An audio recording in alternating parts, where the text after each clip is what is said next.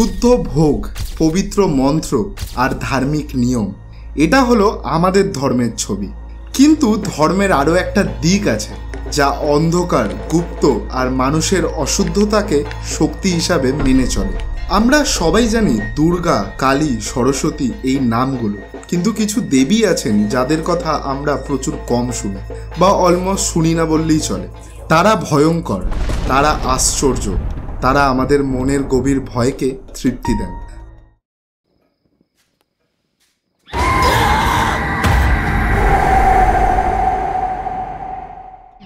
তাদের মধ্যেই একজন হলেন মাতঙ্গী দেবী। আজকের ভিডিওটা কিছু লোককথা আর কিছু ফ্যাক্টসের ওপর হবে। আশা করি তোমরা রেডি। তাহলে চলো ফটাফট একটা ভয়ানক জগতে। মাতঙ্গী দেবীকে বলা হয় উশ্চিতা মায়াবিদ্যা। তিনি 10 মায়াবিদ্যার মধ্যে একজন।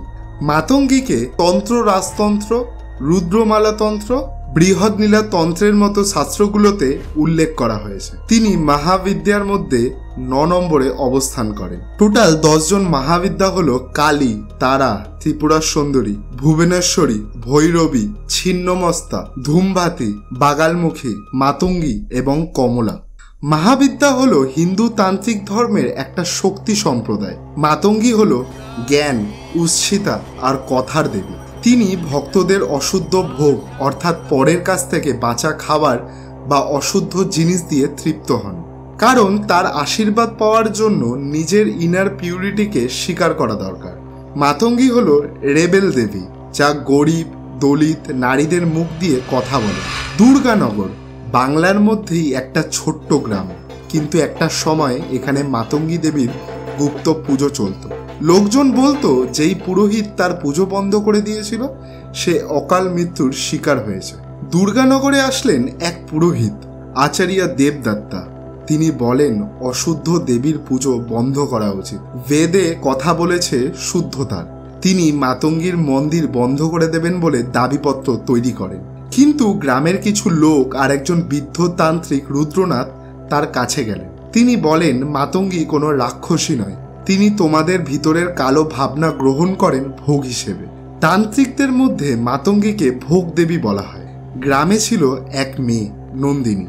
স্বপ্নে সে দেখে এক মহিলা, লম্বা চুল, চোখ ভরা সিঁদুর আর মুখে রক্ত। মহিলা বলেন আমি আসছি, ভোগ নেব। তারপর নন্দিনীর শরীরে কিছু চিহ্ন আসে। লোকজন ভয় পেতে থাকে। মেয়েটা কি ভূত নাকি মাতঙ্গী দেবীর অশরীরী ভক্ত? কিছু তান্ত্রিক সাধক বলে থাকেন যে দেবী মাতঙ্গী নিজের স্বাধিকার মধ্যে প্রকাশ দেন। এই শক্তি প্রকাশ হয় রাতে, নতুন চাঁদের সময়। রুদ্রনাথ ও পুরোহিত দুজন মিলে একটা পূজার দিন নির্ধারণ করেন। আচার্য দেবদত্ত বলেন শুদ্ধ ভোগ দেব, দুধ, চাল, লাড্ডু। রুদ্রনাথ বলেন তিনি গ্রহণ করবেন। যেখানে ভয়, শঙ্কা, লোভ, সেটাই তো তার ভোগ। পুজোর রাত, গ্রামের এক পুরনো মন্দিরে প্রদীপ জ্বলছে। পুরোহিত মন্ত্র পড়ছেন আর রুদ্রনাথ জপ করছেন। তারপর নন্দিনী সামনে এসে দাঁড়িয়ে বলল দেবী আসছেন, তোমাদের ভোগ আমি গ্রহণ করছি।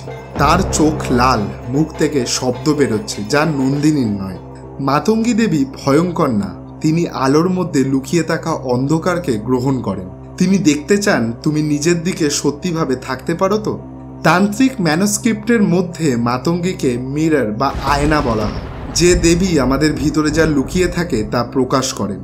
যে গ্রামে মাতঙ্গীর পুজো বন্ধ করা হয়েছিল সেখানে বিপদ এসেছিল, কারণ যেখানে ভয় দেখা দেয় সেখানেই দেবী আর আশীর্বাদ থাকে না। মাতঙ্গী দেবী আমাদের সেই ভাগ দেখেন যেইটা আমরা দেখতে চাই না। তিনি ভোগ চান, কিন্তু খাবার নয়। তিনি ভোগ চান মানুষের ভিতরের সত্যি। এই জন্যই তিনি একটু অন্যরকম। এরকম আরও রহস্যের গল্প পেতে চাইলে লাইক, কমেন্ট আর শেয়ার করো, আর বিশ্ব রহস্য চ্যানেলের পাশে থাকো। তোমরা যদি জানতে চাও একটা রহস্যময় সোনার শহর এলডোরাডো কোথায় আছে সেটা জানতে হলে এই ভিডিওটা দেখতে পারো। দেখা হচ্ছে পরের ভিডিওতে, ততক্ষণের জন্য বাই বাই।